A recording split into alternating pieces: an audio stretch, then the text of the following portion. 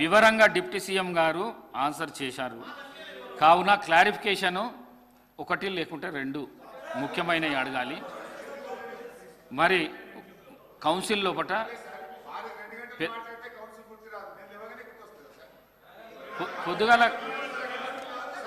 పొద్దుగాల గంట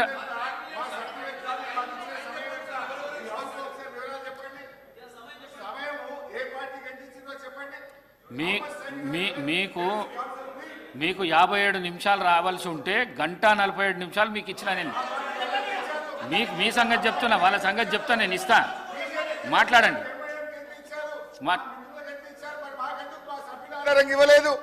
మాట్లాడండి సార్. దయచేసి మీరు మా గొంతు నొక్కుతున్నారు. ఈ సభలో ఈ రోజు ఏ పార్టీకి ఎంత ఇచ్చారో చెప్పండి సార్. మీరు చెప్తాను నేను. సభలో ఏ పార్టీకి ఎంత ఇచ్చారు, సభ్యుల సంఖ్య ఎంతో చెప్పండి, అప్పుడు బయటపడుతుంది. చెప్తాను. మా గొంతు నొక్కుతున్నారా లేదా చెప్తాను. అధ్యక్ష, రెండు విషయాలు అధ్యక్ష.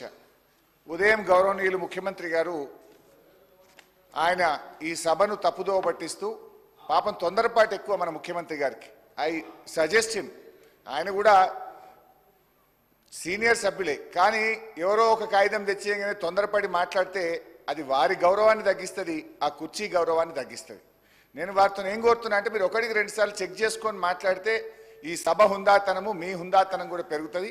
నేను I would like to set the record అధ్యక్ష. వారిచ్చిన పేపర్ ఇది అధ్యక్ష.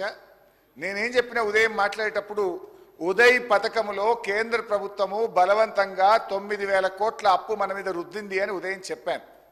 చెప్తే ముఖ్యమంత్రి గారి కాగితం తెచ్చి, ఇది ఉదయ్దే, తెచ్చి వీళ్ళు ఏం చదివిండ్రు, మీరు అన్ని మీటర్లు పెట్టుండ్రు, మీరు సంతకాలు పెట్టిండ్రు, పలానా ఆయన పెట్టిండు, ఈయన పెట్టిండు, ఆయన పెట్టిండు అని చాలా సుదీర్ఘంగా చెప్పారు.